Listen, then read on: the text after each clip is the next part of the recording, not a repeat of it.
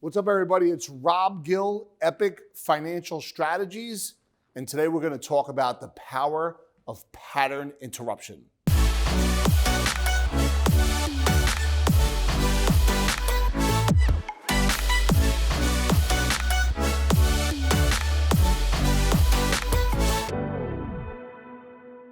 If you have a team that you're working with and you're really building massive momentum, somewhere along the line, complacency can really set in, and it's your job as a leader to really be able to understand and appreciate the world of the person that you're working with. And what do I mean by that? So what I like to do here at Epic, and I'm encouraging you to do the same thing, is I'll sit down with somebody and I'll say, hey, tell me a little bit about yourself and where are you from? And in that space of asking questions, it allows them to speak. And as they speak more and more, and you find out where they're from and where they are now, because I want to understand and appreciate their world. That's step one, right? And as I understand who they are, and where they want to go, I'm then going to pivot, because it's so important to talk about some of the things and some of the challenges that they may be having or have had in the past.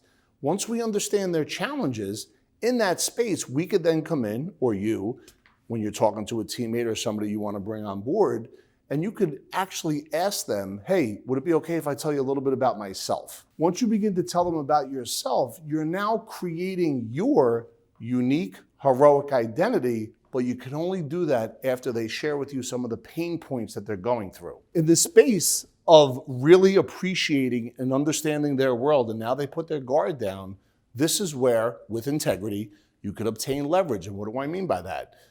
Because you're asking them and you're allowing them to speak about what's in their heart. In this space, once they tell you what's in their heart, the game of leverage begins. Now remember, the outcome here is with integrity to really create a pattern disruption or interruption so you could shift their thinking from where they're going to maybe that could be going downhill and shift it to where they're going uphill. Once you're with somebody and they're very comfortable with you and they view you as a teammate and or a leader, depends on the situation, that's when you could come in and interrupt their pattern. You could shake them up. It could be a voice tonality. It could be an energy shift. Once you interrupt their pattern and explain to them that, hey, if you keep doing this, I want you to visualize 5 years in the future what you're going to feel like if you don't make any changes, and allow them to feel that emotion. When somebody sits in that emotion and they picture if they don't make any changes, we talk about turning shoulds into musts, and they're not making any changes, then they visualize, hey, what is it like 10 years from now if I don't make any changes? And in this space, you're interrupting their pattern, but we're not done yet. One of the things that I struggled with in the past, and I never understood, I didn't have language for this, I didn't have a map for this. In my office, when somebody would come to me with a problem, they would just come in and tell me the problem, and then they would stop. This is where you have to define the problem in solvable terms. What does that mean? Hey, Rob, listen, so-and-so hasn't been returning calls. Okay.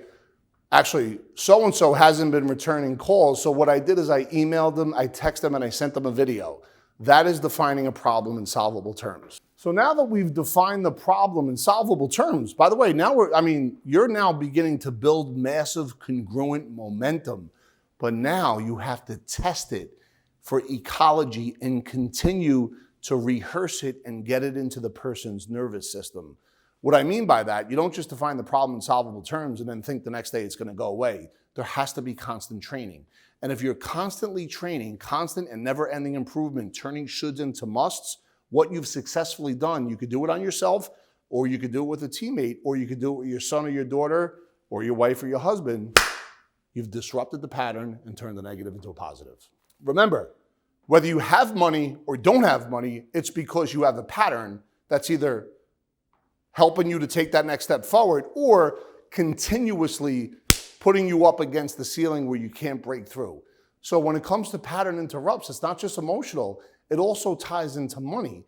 And if you really understand how to change the pattern, change the questions, and within your decisions lies your destiny, guess what? You could take that next quantum leap forward and put money back in your pocket where it belongs based on a pattern disrupt. So if you want to learn more content, if you want to really learn how to peak perform, because remember, we could talk about all investment products that are out there today, and we could tell you all the good things and the bad things and the taxes and the non-taxes, but unless you're going to show up every day with the right enthusiasm, the right mindset, it doesn't matter. You're going to be running east looking for a sunset. Peak performance is the key to financial success. If you're looking for a pattern interrupt, hit that subscribe button. We'll show you how to put money back into your pocket where it belongs and continue to watch our free educational videos.